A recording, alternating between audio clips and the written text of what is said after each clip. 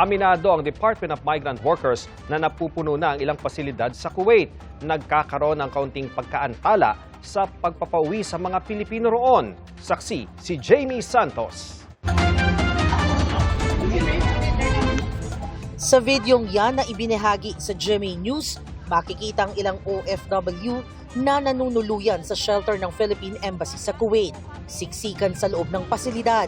Hingi po kami ng tulong sa inyo na makauwi po kami. Ako po si Christine Peralta. 1 month na po ako naka-stay dito sa shelter. Meron po akong sakit na gallstone. Gusto ko pong humingi ng tulong para po makauwi ako sa aking pamilya. Umaasa silang mapapabilis ang kanilang repatriation.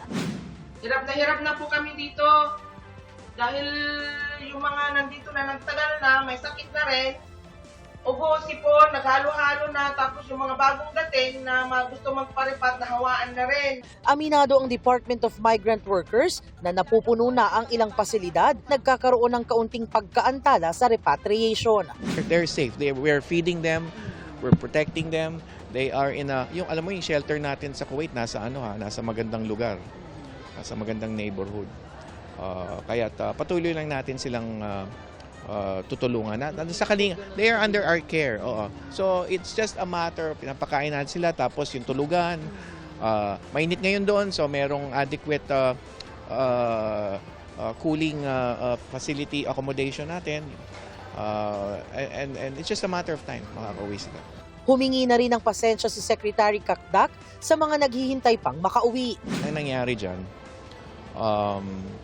yung government shelter ng Kuwait, kasi katuwang natin yan sa pag-shelter ng mga kababayan natin.